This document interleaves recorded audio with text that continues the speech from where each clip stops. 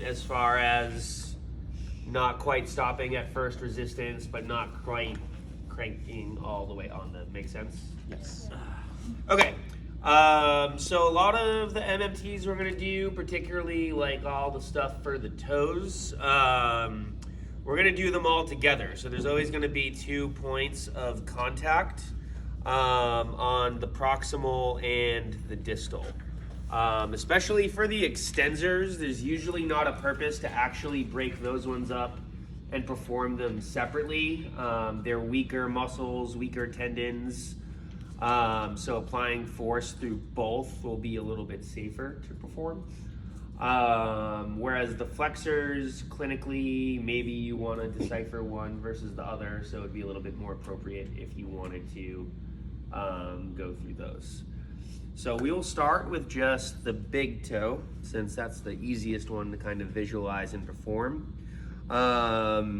So for all of our motions here, we're going to test abductor, so I can test her abductor range of motion. Patient, are you able to perform that yourself? And she actually is. Not everyone is able to perform this, and I'm palpating down here, and I'm feeling a nice strong contraction of that muscle.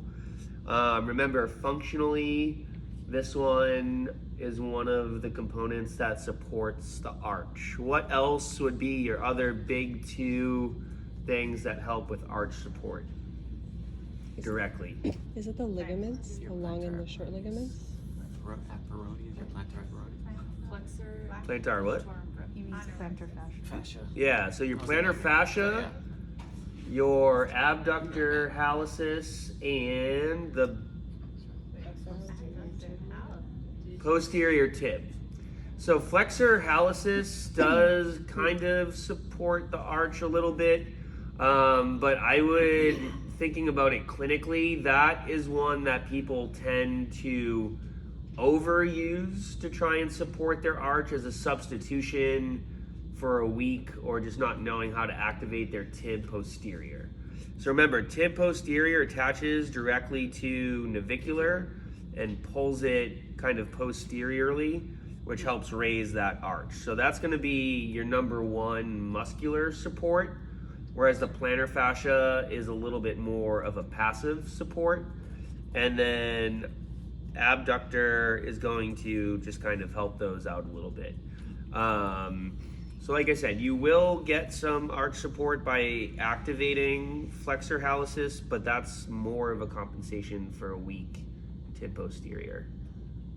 Those might be important things to know later, just FYI. Okay, what's that? One more time? Okay, so she's able to abduct on her own. So I'm going to stabilize here at her distal first metatarsal, and then I'm going to apply, go ahead and abduct, and then hold, don't let me move you, and I'm gonna press on her proximal phalanx, and I'm able to break her pretty easily. Did that cramp? A little bit. Is this a big, strong muscle? So I would, just a baby. So I would probably give her a 4 there, even though she broke like fairly easily. I feel like for this one, just being able to do it almost gives you kind of more than a 3, just because not a lot of people can truly activate this muscle. So that's your abductor hallucis. For flexor hallucis, I can check the range of motion at both joints. Can you isolate IP flexion? Oh. She actually can a little bit. Oh my god. Do you pick up things with your toes? I've tied a pair of shoes before. With your toes? With your toes. I'm I won assuming $100. your own shoes? Oh, I mean, you know, it was like Wait, what'd you my do? friend's shoes. Yeah, she wouldn't be able to tie her Yeah, own that- shoes with, That'd be unless they kinda- were off your feet. Which, why are you tying your shoes off your feet? Yeah. Just to try, apparently.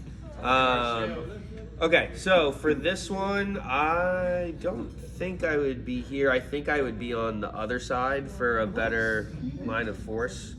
But since I'm watching you guys, you can go ahead and flex both joints. Flex, flex. And then I am going to apply force here. Hold. Don't let me move you. Breathe. Breathe, patient. Good. Where do you apply the force? One finger is on proximal phalanx, one is on distal. I had this joint flex, so I was testing both together. If I was gonna isolate the longus, then I would stabilize on proximal phalanx, flex, and then I would do hold. Don't let me move you here, breathe. She wants to win. She's very competitive. I want the 5. For the extensors, you can go ahead and extend. We're not really going to be extending the joint separately since there isn't really much extension here. So same thing, I would stabilize here. This time, I'm going to try and not stabilize over the tendon. So I'm kind of hooking around the ball of the foot, which is like the head of first metatarsal. Go ahead and extend. And again, 2 fingers, hold, don't let me move you. Breathe. On both of the phalanges? Doesn't determine nostril flare. Yeah, so 1 finger is on each phalange for the flexors, the extensors, and then your proximal for the abductor. It's pretty much going to be the same order of operation for the rest of the digits. So can you go ahead and flex all of your toes? Can you go ahead and extend all of your toes? I can take her through that passive range first to make sure she has that motion before asking her to do the range of motion. For the sake of being accurate, we're gonna only do, it would be very hard for me to have clear contact across all 4 at a time. So I'm gonna stabilize here for extensors. I'm not really able to get good stabilization without crossing over the tendon, so I'm mostly using my bottom hand, and I'm gonna go lightly over the top here. Go ahead and extend your toes. Oh, sorry. And then I have contact on each digit, or on each phalange. Hold, don't let me move you. And she is strong. Like 90 degrees of extension on that big toe. Mm-hmm. And then 1 flex. thumb up. Thumbs up. Flex. Flexion, I'm gonna come in here. Actually, I can try and do it this way here. Go ahead and flex. And then hold, don't let me move you, and I'm trying to take her out of that. For flexion, I could do all 4 and just clasp under this way, but this would be more isolated to your longus, not so much your brevis. If I wanted to do the second 2 digits for extension, go ahead and extend the toes. Can you extend just these 2? I feel like you might be able to. I could bend. You can bend them. These 2. Wait. Can you extend just these 2 little piggies?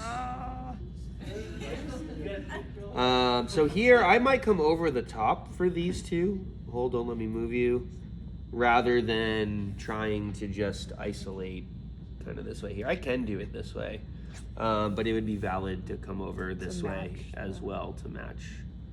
And again, if I wanted to go isolated, I wouldn't even worry about that for the extensors because again, they're weaker muscles, weaker tendons, weaker joints.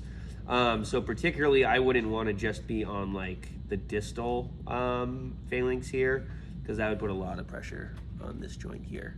I could just go here if I wanted to, but again, for safety.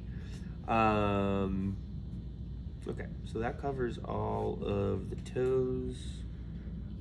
There is an abductor digiti minimi. I don't think that's on the list, but that would be the same thing, just coming over here.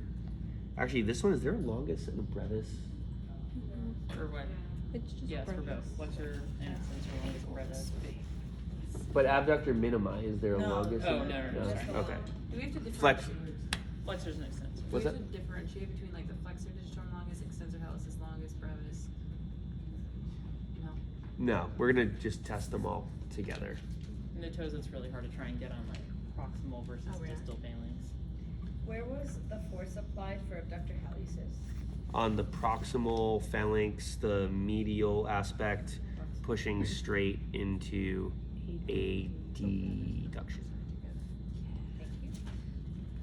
Do you guys just want to practice those ones, or should we go through the ankle ones as well? Let's keep going. Let's keep going. Okay. These ones are all